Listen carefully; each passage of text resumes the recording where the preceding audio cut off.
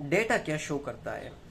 Data ये बोलता है कि जो 9 to 5 ट्रैप है ये क्या है। डेटा हमें ये बताता है कि 9 to 5 is 110% is a trap. ये रियली में एक गुलामी है, स्लेवरी है। आप आराम से चेक कर सकते हैं किसी भी वेबसाइट पे, इवन आपका जो क्लोजेस्ट चैट जीपीटी है वो भी आपको आंसर बता देगा। लेकिन एक्चुअली बात क्या है इधर, प्रॉब्लम क्या है इस 9 to 5 ट्रैप को समझने के लिए, कि पहले हमने इसको समझना कैसे है। सिंपल है। फॉर एग्जांपल अगर कोई ये बोले कि भाई ये कितना ख़तरनाक है, बहुत डेंजरस है। मैं एक जनरल बात करता हूँ। एक बच्चा है, ठीक है, उसका अबू बोलते कि बेटा कल से आपने स्कूल जाना है, मैंने आपका एडमिशन स्कूल में कर दिया है। बच्चा बोले कि पापा मैं स्कूल नहीं जाऊँगा। तो देयर इज़ अ क्वेश्चन, बेटा फिर आप क्या करेंगे? Right question, right. तो बच्चा अगर बोले कि बाबू मैं होम स्कूलिंग करेगा, या मैं कुछ एजुकेशन और एकेडमीज में जाएगा, what ever you call it ना, तो इसका मतलब है कि बच्चे के पास कोई प्लान है। So no need to worry, okay. लेकिन बच्चा ये बोले कि नहीं अबू मुझे पता नहीं है, तो अबू बोले कि of course then you have to go to school. बेटा आपको स्कूल जाना पड़ेगा, आपके पास कोई दूसरा रास्ता नहीं है। तो इसी तरह मैं आपको बताता हूँ कि अगर जॉब ट्रैप है, जो भी ये हम मानते हैं, लेकिन भाई जनरल बात कर रहे हैं, आपके पास कोई और रास्ता है? नहीं है। You have to go through there. आपको जॉब पे जाना पड़ेगा, आपको जॉब पे जाना पड़ेगा, तभी आपको मज़ा आएगा और फील होगा कि फ्रीडम क्या होती है, फ्रीडम का अंदाज क्या होता है। मैं 15 साल के बाद जब मैंने, मतलब इससे ज़्यादा था, लेकिन मैं 15 साल एक्चुअल मैंने जो गुजारे हैं कॉर्पोरेट वर्ल्ड में, होटलियर में, एज अ होटलियर, तो मुझे पता है कि वो कितनी ख़तरनाक जगह है। तो मैं बोल रहा हूँ, तो इसलिए मैं बोल रहा हूँ कि मैं वहाँ से गुजरा हूँ मेरी जान, मैं वहाँ से गुजरा हूँ। जिस तरह वो बच्चा, वो पहले जाएगा क्लासरूम में बैठेगा, वो टीचर को सुनेगा, अपने क्लासमेट्स के साथ बातें करेगा, स्कूल का टाइम गुजारेगा, तो उसको तब पता चलेगा कि ये क्या है। तब वो अपने अबू को बोले कि अबू मैं स्कूल नहीं जाऊँगा। आप समझ रहे हैं ना, लेकिन मतलब फॉर एग्जाम्पल मैं जब इतना बड़ा सफ़र किया और जब मैंने रिज़ाइन किया, तो मेरे सारे दोस्तों ने बोला कि क्या कर रहे यार, पागल है तू, इतनी अच्छी जॉब छोड़ रहा है, क्या करेगा, तुम्हारा लाइफ स्टाइल देख। मैंने कहा लाइफ स्टाइल सब गया भाड़ में। मैं एक शर्ट पहन के और एक चड्डी, आधी चड्डी पहन के मैं अपनी पूरी ज़िंदगी गुजार दूंगा, लेकिन मैं यहाँ काम नहीं करूँगा। क्यों? क्योंकि मुझे वो दर्द, मुझे वो ज़ख्म मिल चुका था, मुझे उसकी पेन का एहसास था कि मैंने कहा मैं 2 दिन भूखा रह जाऊंगा, लेकिन मैं जॉब नहीं करूंगा। Why? Simple, I have been through there. मैं उधर से गुजर के आया मेरी जान। मैं यहाँ तक जब पहुँचा हूँ तो ऐसे वैसे नहीं। वो कहते ना कि बेटा मैंने बाल सफ़ेद सूरज में नहीं किए हैं। आगे आंसर आपको पता है। तो सेम है कि बेटे जब तक आपको जख्म, दर्द और मरहम का पता ही नहीं होगा, तो आप लोगों के लिए ये वैल्यू भी नहीं होगी। देखिए आप घर में मरहम क्यों रखेंगे? जब जख्म होगा तो मरहम आएगा ना मेरी जान, तब मरहम की वैल्यू आपको पता चलेगी ना। अब इसी बात को अगर हम इसको एक ढांचे में डालेंगे कि भाई अगर आपके पास दूसरा ऑप्शन है, yes you have some other option that you can do, like freelancing और ड्रॉप शिपिंग और whatever you like, nomad, online jobs, whatever you call it, then मैं अंडरस्टैंड। लेकिन भाई मैं जनरल की बात करूँ ना, अब सारे लड़के लड़कियों को तो ये फैसिलिटीज़ अवेलेबल नहीं है ना मेरी जान। जिस तरह मैं बोला हर बच्चों को तो ये चीज़ें अवेलेबल है, कुछ बच्चों के पास फ़ोन भी नहीं होता है, इंटरनेट भी नहीं है, तो वो कैसे स्कूलिंग करेंगे ऑनलाइन, या कैसे वो कुछ सीखेंगे यूट्यूब पे? उसको तो स्कूल जाना पड़ेगा ना। ये तो ट्रैप है ना। उन लोगों ने हर गली में स्कूल बिछाएं कि नहीं बिछाएं, उसको पता है कि ये इजी टू एक्सेस, तो ज़ाहिर बात है तू फंसेगा वहाँ पे, दूसरा रास्ता है नहीं। जॉब्स क्यों इतनी इजीली अवेलेबल है? Really it's easily available. आप किसी दुकान पे दे तो हम लोग बोलते कि नहीं नहीं बड़ी जॉब में जाना, लेकिन भाई jobs are very easy to available. क्यों? Because this is the trap. वो आपको ट्रैप में फंसानेंगे क्योंकि उसको पता है। इस बात को आप हमेशा देख, कुछ लोग डिसएग्री करेंगे, नाराज़ होंगे, लेकिन मैं कहता हूँ ना ये मेरा पर्सनल एक्सपीरियंस है, and I have bin a lot of places. मैंने क्यों बार बार बोलता हूँ कि मैं जब जॉब चेंज कर रहा था, there was a reason that I want to learn the where is this loophole, क्या प्रॉब्लम इधर क्या है। तो बिजनेसमैन कभी ज़िंदगी में भी एम्प्लॉय का केयर नहीं कर सकता। अगर वो एम्प्लॉय का केयर करेगा ना, तो ही विल 1000% उसका जॉब, उसका बिजनेस ग्रो ही नहीं करेगा। आई मीन उस स्पीड से तो ग्रो ही नहीं कर सकता, it will be very slowly slowly.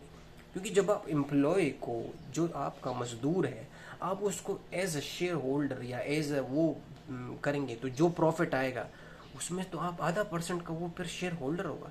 चलो आधे को गोली मारो 30%, 30% को भी गोली मारो 20%, 10% नहीं देगा वो, कभी भी नहीं देगा। वो आपको 1% जो देता है, जो अक्सर लोग आते हैं कि वो मेरी इंक्रीमेंट हो गई, मेरी पोजीशन बढ़ गई, वो 1% भी नहीं होता है। वो जितना तुमसे कमाया है, जितना तुमने उसकी जॉब के लिए किया हुआ है, वो हिस्सा भी नहीं दे रहे।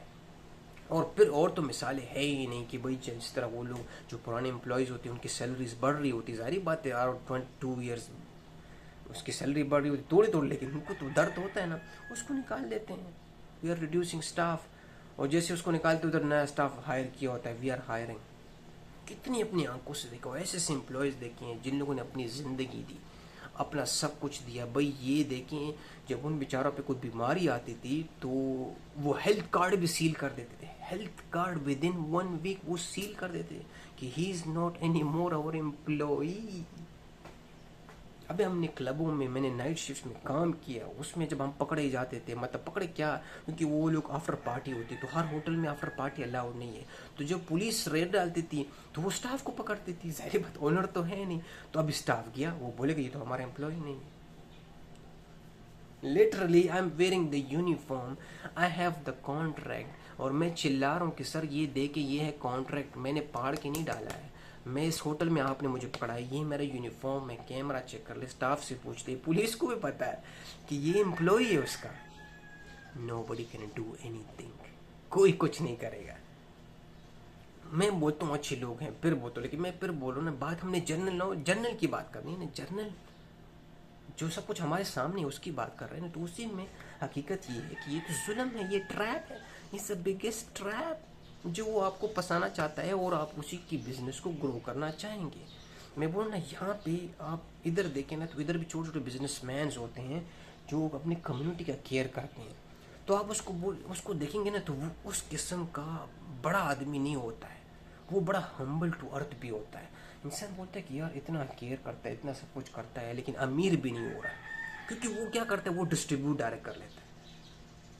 आप पुराने ज़माने में फार्मर्स को देखें ना, फार्मर्स भी काम करते थे, वो कुछ सामान जो सेल करते थे ना, वो तो सेल करेंगे, लेकिन वो कुछ सामान छुप रख लेते थे, वो अपने घर के लिए नहीं, वो अपने आस पास पड़ोस लोगों के लिए टमाटर प्याज भी देते थे फ्री में, जो लोग उसका काम करते थे, क्योंकि उनको पता है कि अब उसने भी चूल्हा तो चलाना है ना, तो नॉट ओनली सैलरी वो देते थे, लेकिन ये चीज़ भी कंफर्म था कि उसके घर में, मुझे आज भी याद है, मेरी अम्मी बोलती थी, वो सॉरी दादी बोलती थी कि बेटा एक थोड़ा आटा भी जाएगा उधर, मेरी खाला बोलती थी, यस थोड़ा आटा भी जाएगा बेटा, अंडे भी जाएंगे उधर। मैंने कहा खाला ये क्या सीन है, आप तो इसको सैलरीज देते हैं? बोलते बेटे ये इनका हक है। ये क्या बोला, ये उनका हक है, बोल जाओ ये चीज़ें मेरी जान। तो इसलिए वो लोग क्या करते थे, वो लोग कम्युनिटी को बिल्ड करते थे, वो इंसानियत को बिल्ड करते थे, वो अपने आप को, ठीक है उसके एक्सपीरियंस में इजाफा बहुत ज़्यादा होता था, उसको अंदर से खुशी मिलती थी। लेकिन आजकल रियलिटी ये नहीं है, आजकल रियलिटी ये है कि मैं इंडिविजुअल हूँ, बस मुझे तरक्की करनी है, मैं इंडिविजुअल हूँ, मुझे ही सब कुछ मिलना चाहिए, बाढ़ में जाए जनता। तो ये है कि ये रियलिटी है। मैं सिर्फ इसको ये बोलता हूँ कि अवेयरनेस इज़ वेरी इंपॉर्टेंट। मैं ये बताना चाहता हूँ हमेशा कि भाई अवेयरनेस होनी चाहिए, ना कि आप ये बोलें कि बस ये ख़तरनाक है, डेंजर है, सांप है, डस लिया तो मर जाएंगे। नहीं, ये वो सामने कोबरा सामने के डस के आप मर जाएंगे। No, you have to go through there, you have to feel the pain, because pain भी एक चीज़ होती है, एक बहुत अच्छे, कहते हैं स्वीट पेन। तो ये स्वीट पेन, ये आपके मसल्स को बिल्टअप करती है, आपके ब्रेन की मसल्स को बिल्टअप करती है, आपकी ज़िंदगी को नरिश करती है। ये तकलीफ है, ये प्रॉब्लम्स, तो इसमें जाओ, इसमें no problem, you face it. बस अवेयरनेस होनी चाहिए कि ये एक्चुअली है क्या, ये क्या ये मेरी ज़िंदगी का मकसद है? नहीं। क्या ये मेरी ज़िंदगी का आखिरी एंड गोल है? नहीं। ये मेरे ज़िंदगी को गुजारने का एक पहिया है, जो उसके बाद मैं दूसरा पहिया लगा के, गाड़ी बना के, मैं अपनी मंजिल की तरफ निकल जाऊँगा, मैं अपने ख्वाहिश की तरफ निकल जाऊँगा। और वो जो सफ़र होगा वो मज़ेदार होगा, वो सुकून होगा। क्यों? क्योंकि मुझे पता है कि अभी जो दर्द मैंने देखा है वो मुझे वहाँ पे बहुत सुकून मिलेगा।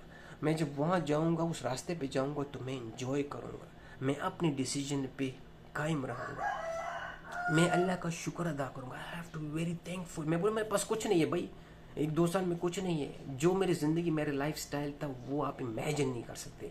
आज मैं कीड़े मकोड़ों की तरह रह रहा हूँ, लेकिन आई एम सो थैंकफुल। उस टाइम में मैं थैंकफुल नहीं था, उस टाइम में आई वो सो इवन।